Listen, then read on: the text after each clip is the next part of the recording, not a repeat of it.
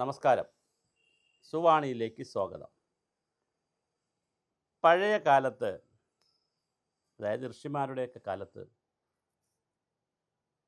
ഗുരുകുല വിദ്യാഭ്യാസമായിരുന്നു കൂടുതലും ഉണ്ടായിരുന്നത്. അതിൽ നിന്ന് മാറി പുതിയ കാലഘട്ടത്തിലേക്കുള്ള ആശാൻ പള്ളിക്കൂടം, കുടിപ്പള്ളിക്കൂടം ഇങ്ങനെ വന്നാണ് പിന്നെ നമ്മുടെ സ്കൂളൊക്കെ വന്നത്. ഈ ഗുരുകുല വിദ്യാഭ്യാസം ഉണ്ടായപ്പോൾ ഉണ്ടായിരുന്ന ഒരു കാര്യം ഞാൻ ഈ പറയുന്നത് ശബരിമലയുമായി ബന്ധപ്പെടുത്തിയിട്ടുള്ള ഒരു വിഷയം പറയാനാണ്. തത്വമസി എന്ന് ശബരിമലയിൽ എഴുതി വച്ചിട്ടുണ്ട്. അത് ഞാൻ തന്നെയാണ്, നീ തന്നെയാണെന്നൊക്കെ പറഞ്ഞ് പലരും പല കഥകളും പറയുന്നുണ്ട്. എന്താണ് ഇതിന് ചരിത്രത്തിൽ കിടക്കുന്ന ഒരു വ്യാഖ്യാനം? 12 വർഷത്തോളമാണ് ഗുരുകുല വിദ്യാഭ്യാസം കിടക്കുന്നത്. ഗുരുകുല വിദ്യാഭ്യാസം കഴിഞ്ഞെത്തിയ ശ്വേതകേശവനോട് അച്ഛൻ അരുണ മഹർഷി, അന്ന് ഈ മഹർഷിമാരൊക്കെയാണല്ലോ കൂടുതലും, അരുണ മഹർഷി ചോദിക്കുന്നുണ്ട്, മകനെ നീ എന്തൊക്കെയാണ് പഠിച്ചത്?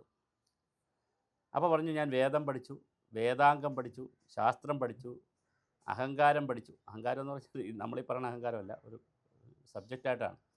ഇതെല്ലാം പഠിച്ചു. അപ്പോൾ ഈ അരുണ മഹർഷി പറയും, മോനെ നീ 12 വർഷം വേസ്റ്റ് ചെയ്തല്ലോ, നീ എന്തായാലും സീരിയസ് ആയിട്ടൊന്നും പഠിച്ചില്ലല്ലോ എന്നിങ്ങനെ കളിയാക്കും. അപ്പോൾ എന്നിട്ട് വീണ്ടും അദ്ദേഹത്തെ പറയുമ്പോൾ ഞാൻ എന്താ പഠിക്കേണ്ടിയിരുന്നതെന്ന് ചോദിച്ചിട്ട് തിരിച്ച് അച്ഛനോടൊരു ചോദ്യം ചോദിക്കും, മഹർഷിയോട് ചോദിക്കും. അപ്പോൾ മഹർഷി അതിന് മറുപടി പറയും, നീ അന്വേഷിച്ചൊന്നും എങ്ങും പോകേണ്ട കാര്യമില്ല, ഇത് നീ തന്നെയാണ്, അത് തന്നെയാണ് നീ. പറഞ്ഞ് വളരെ സിമ്പിളാണ്. പരമാത്മാവിൻ്റെ ഭാഗമായിട്ടുള്ള ആത്മാവാണ്, ഈ പരംപൊരുളിൻ്റെ പരമചൈതന്യത്തിൻ്റെ ഭാഗമാണ് നീ, അതായത് തന്നെയാണ്, ഭാഗമാണ്. ഇതിൻ്റെ വേറൊരു തലമാണ് തത്വമസി എന്ന് എഴുതി വച്ചിരിക്കുന്നത്. ഇതിന് 4 വേദങ്ങളിൽ, ഋഗ്വേദം, യജുർവേദം, സാമവേദം, അഥർവവേദം, 4 വേദങ്ങളിലും 4 കോണ്ടസ്റ്റിൽ ഇതിനെക്കുറിച്ച് പറയുന്നുണ്ട്. 4 തരത്തിലാണ് പറയുന്നത്. എന്താ നമുക്ക് നോക്കാം. തത്വമസി എന്ന് പറഞ്ഞാൽ ഞാൻ ഈ പറഞ്ഞ ചാന്ദ്രികോപനിഷത്തിലാണ് തത്വമസി എന്ന വിഭാഗം വരുന്നത്. കാമം, ക്രോധം, ലോഭം, മോഹം തുടങ്ങിയ അഷ്ടരാഗങ്ങളൊന്നുമില്ലാതെ അതെല്ലാം മാറ്റി നിന്നിലേക്ക് വരുന്ന, പ്രകൃതിയുടെ ഭാഗമായി വരുന്ന ആ പ്രകാശവുമായി ചേർന്ന് വരുന്ന ഒരവസ്ഥയാണത്. ഞാൻ തന്നെയാണത്, നീ തന്നെയാണതെന്നൊക്കെ പറയുന്ന അവസ്ഥ തത്വം അസി എന്നാണ്. അത് നീ തന്നെയാണ്, അല്ലെങ്കിൽ അത് ഞാൻ തന്നെയാണെന്ന് പറയുന്ന ഒരു കൺസെപ്റ്റ്. ഞാൻ പറഞ്ഞു ചാന്ദ്രിക ഉപനിഷത്തിലാണ് തത്വമസി വന്നത്. പിന്നെ 3-4 കാര്യങ്ങൾ അവിടെ വന്നു. അഹം ബ്രഹ്മാസ്മി, അതുപോലൊരു കാഴ്ചപ്പാട് വന്നതാണ്. ബൃഹദാരണ്യക ഉപനിഷത്തിൽ വന്നതാണ്, വേദത്തിൽ വന്നതല്ല, ഉപനിഷത്തിൽ വന്നതാണ്. ഞാൻ ബ്രഹ്മമാകുന്നു, ഞാൻ പരമമായ യാഥാർത്ഥ്യമാകുന്നു, I am as a part of ബ്രഹ്മം.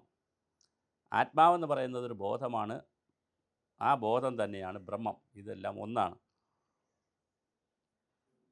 ശുക്ല യജുർവേദത്തിലും ഇതിനെക്കുറിച്ചുള്ള കാര്യങ്ങൾ പറയുന്നുണ്ട്. അപ്പം തത്വമസി, അഹം ബ്രഹ്മാസ്മി. 3-ാമത് പറയുന്നത് പ്രജ്ഞാനം ബ്രഹ്മ, അതും ബ്രഹ്മം തന്നെയാണല്ല എന്ന് പറയുന്നതാണ്. ഐതരേയ ഉപനിഷത്തിലാണ് അങ്ങനെ പറയുന്നത്. അതും ബോധം എന്നുള്ള സങ്കല്പത്തിൽ തന്നെയാണ് ബ്രഹ്മത്തെ പറയുന്നത്. അപ്പോൾ തത്വമസി പറയുന്നത് ചാന്ദ്രിക ഉപനിഷത്തിലാണ്, എല്ലാ ഉപനിഷത്തുകളിലാണ്, വേദങ്ങളിലല്ല. അടുത്ത അയാത്മ ബ്രഹ്മ, അതും ബ്രഹ്മത്തെ തന്നെയാണ് പറയുന്നത്. ബൃഹദാരണ്യക ഉപനിഷത്തിൽ അത് പറയുന്നു. ഇങ്ങനെ 4 ഉപനിഷത്തുകളിലായി വ്യത്യസ്തമായിട്ടുള്ള 4 കഥകൾ പറയുന്നുണ്ട്. ഇനി ശബരിമല എടുക്കുമ്പോൾ 18-ാം പടിയെക്കുറിച്ച് വേറെ ചില കൺസെപ്റ്റുകളുണ്ട്. 18 മലകളാണ് ശബരിമലയിലെ 18 പടികളെന്ന് പറയുന്നുണ്ട്. അതേസമയം 8 അഷ്ടരാഗങ്ങൾ പ്ലസ് വിദ്യ പ്ലസ് അവിദ്യ, പിന്നെ പഞ്ചഭൂതങ്ങൾ, അപ്പം ഇതെല്ലാം കൂടി ചേരുന്ന ഒരു സംവിധാനങ്ങളാണ് 18 എന്ന് പറയുന്ന കാര്യങ്ങളുമുണ്ട്. കാമം, ക്രോധം, ലോഭം, മോഹം, മതം, മാത്സര്യം, ഈർഷ്യ, അസൂയ. മതം എന്ന് പറയുന്നത് ദയാന്നെഴുതുന്നതായാണ്, മതമല്ല, നമ്മുടെ ഈ റിലീജിയനല്ല. ഇങ്ങനെയുള്ള അഷ്ടരാഗങ്ങളൊക്കെ ഇല്ലായ്മ ചെയ്യലാണ് ഓരോ പടിയും കയറുമ്പോൾ. അതില്ലാതെ 8 പടി അങ്ങനെ വരുന്നു. പിന്നെ അടുത്തത് വിദ്യ, അടുത്ത അവിദ്യ. ഇപ്പോൾ 10 പിന്നെ പഞ്ചഭൂതങ്ങളുണ്ട്. പൃഥ്വി ഭൂമി, ജലം അപ്പ്, അഗ്നി വായു ആകാശം. ഇങ്ങനെ പഞ്ചഭൂതങ്ങളുടെ ഒരു റെപ്രസെൻറ്റേഷനാണ് 5 പടി. പിന്നെ മനുഷ്യൻ്റെ ഗുണങ്ങൾ സത്വം, തമസ്, രജസ്, തമസ്.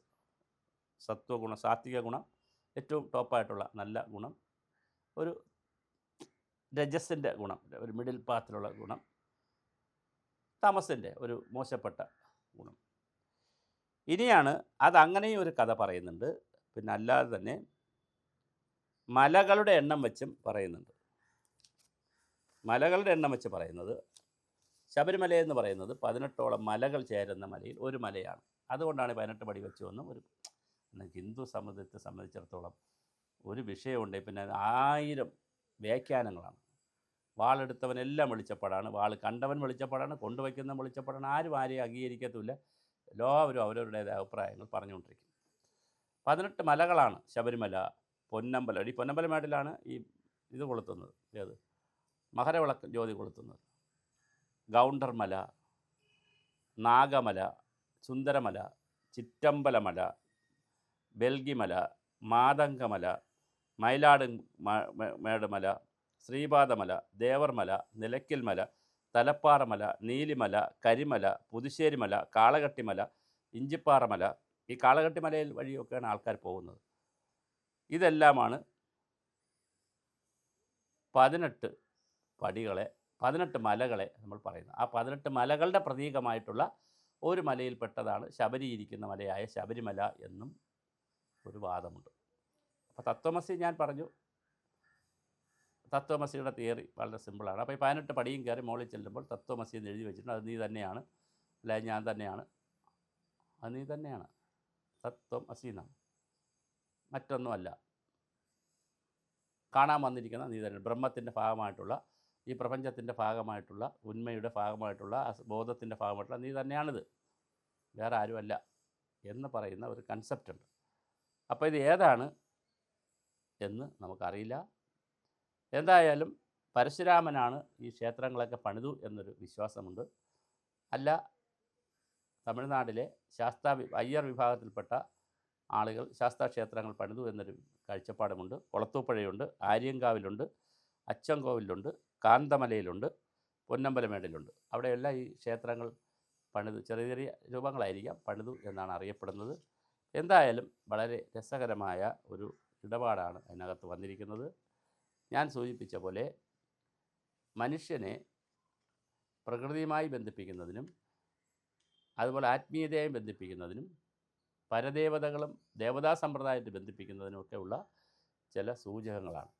അപ്പോൾ ഇത് വേദങ്ങളെടുത്താലും ഉപനിഷത്ത് വേദങ്ങളുടെ അടുത്ത് നിൽക്കുന്നതാണ്. ഉപനിഷത്ത് അടുത്ത് നിൽക്കുന്നതെന്നുള്ളത് വേദങ്ങളോട് അടുത്ത് നിൽക്കുന്ന ഉപനിഷത്തുകളായാലും വേദാംഗങ്ങളായാലും ഇവയെല്ലാം തന്നെ മനുഷ്യരെ നന്മയിലേക്ക് കൊണ്ടുപോകാൻ, ഉന്മയിലേക്ക് കൊണ്ടുപോകാൻ, ശരിയിലേക്ക് കൊണ്ടുപോകാനുള്ള വിവരങ്ങളാണ് ഇതിനകത്തൊക്കെ വച്ചിരിക്കുന്നത്. അതുകൊണ്ട് 18-ാം പടി 18 മലകളാണെന്ന് പഠിച്ചാലും ഞാനീ പറഞ്ഞ പോലെ അഷ്ടരാഗങ്ങളും വിദ്യയും അവിദ്യയും പഞ്ചഭൂതവും പിന്നെ സാത്വികവും രജസ്സും തമസ്സും ഒക്കെ ആണെന്ന് പഠിച്ചാലും തെറ്റില്ല. ഏത് പഠിക്കുന്നതിലും തെറ്റില്ല. പക്ഷെ ഒരു കാര്യമേ ഉള്ളൂ, ഇതെല്ലാം ആത്യന്തികമായി പറയുന്ന ഒന്നേ ഉള്ളൂ, മനുഷ്യൻ്റെ നാളെയിലേക്കുള്ള നന്മ, അവൻ ശരിയിലേക്കുള്ള യാത്ര, തിന്മയിൽ നിന്ന് നന്മയിലേക്ക് യാത്ര, തെറ്റിൽ നിന്ന് ശരിയിലേക്കുള്ള യാത്ര, മോശത്തിൽ നിന്ന് നല്ലതിലേക്കുള്ള യാത്ര, ദാരിദ്ര്യത്തിൽ നിന്ന് സമ്പന്നതയിലേക്കുള്ള യാത്ര എന്ന് പറഞ്ഞാൽ സമ്പത്ത് മാത്രമല്ല, വിജ്ഞാനം എല്ലാം സമ്പത്ത് കിട്ടുമ്പോൾ സമ്പന്നതയാവുമല്ലോ. അപ്പോൾ സമ്പന്നതയിലേക്കുള്ള യാത്ര, പാമരത്വത്തിൽ നിന്ന് പണ്ഡിതത്വത്തിലേക്കുള്ള യാത്ര, നശ്വരത്തിൽ നിന്ന് അനശ്വരതയിലേക്കുള്ള യാത്ര, അമരത്വത്തിലേക്കുള്ള യാത്ര, ഇങ്ങനെ അസത്യത്തിൽ നിന്ന് സത്യത്തിലേക്കുള്ള യാത്ര, ഹിംസയിൽ നിന്ന് അഹിംസയിലേക്കുള്ള യാത്ര, നിസ്സഹകരണത്തിൽ നിന്ന് സഹകരണത്തിലേക്കുള്ള യാത്ര, അസഹിഷ്ണുതയിൽ നിന്ന് സഹാനുഭൂതിയിലേക്കുള്ള അല്ലെങ്കിൽ സഹിഷ്ണുതയിലേക്കുള്ള യാത്ര. ഇങ്ങനെ മനുഷ്യനെ തിന്മകളാകുന്ന അസുരവിത്തുകളിൽ നിന്ന് നന്മകളാവുന്ന ദേവവിത്തുകളിലേക്ക്, ദേവ കാഴ്ചപ്പാടിലേക്ക്, ദേവത്വത്തിലേക്ക് മനുഷ്യനെ നയിക്കുന്നതിന് വേണ്ടിയിട്ടുള്ള വളരെ വ്യത്യസ്തങ്ങളായ കാഴ്ചപ്പാടുകളും അതിനനുസൃതമായ രീതി സമ്പ്രദായങ്ങളുമാണ് രൂപപ്പെടുത്തിയിട്ടുള്ളത്. ഇത് മനസ്സിലാക്കുക, ഇത് പഠിക്കുക എന്നുള്ളതാണ് വളരെ പ്രധാനം. ഇത് മനസ്സിലാക്കുകയും പഠിക്കുകയും ചെയ്താൽ തീർച്ചയായിട്ടും നമുക്ക് മനോഹരമായി പോകാൻ പറ്റും. ക്ഷേത്രത്തിൽ പോയാലും ക്ഷേത്രത്തിൽ പോയില്ലെങ്കിലും അവിടെ പോയി തൊഴുതാലും തൊഴുതില്ലെങ്കിലും ഒക്കെ നമ്മൾ ഈ പ്രപഞ്ചത്തിൻ്റെ ഭാഗമാണെന്നും ഈ സകല ചരാചരങ്ങളുടെയും ഭാഗമാണെന്നും അത് നമ്മുടെ ഉന്മയാണെന്നും നമ്മുടെ ബോധമാണെന്നും ഈ ബോധത്തെയും നമ്മുടെ അഹംബോധവും ഈ പുറത്തുള്ള ബാഹ്യ ലോകവുമായിട്ടുള്ള ലോകത്തെ തമ്മിലുള്ള ബന്ധിപ്പിക്കുന്ന ഒരുപാട് ഘടകങ്ങളുണ്ടെന്നുമൊക്കെ പഠിക്കുന്ന മനസ്സിലാക്കുന്ന രീതിശാസ്ത്രങ്ങളാണ് ഈ ക്ഷേത്രങ്ങളെല്ലാം നമുക്ക് നൽകുന്ന സന്ദേശങ്ങൾ. അത് കേവലം നമ്മുടെ കാര്യം സാധിക്കുന്ന ഒരു അക്ഷയ സെൻ്റർ അല്ല. എന്നാൽ ദുഃഖപാരാവരത്തിൽ കിടക്കുന്ന മനുഷ്യർ, ദുഃഖസാഗരത്തിൽ കിടക്കുന്ന മനുഷ്യർക്ക് സന്തോഷം കിട്ടാൻ, ആനന്ദം കിട്ടാൻ, കൂടുതൽ മെച്ചപ്പെട്ട ജീവിതം നയിക്കാൻ അവർ പൂജയ്ക്കും മറ്റു കാര്യങ്ങൾക്കും കൊടുക്കും. അവരുടെ ആത്മസംതൃപ്തിക്ക് വേണ്ടി അത് ചെയ്തോട്ടെ.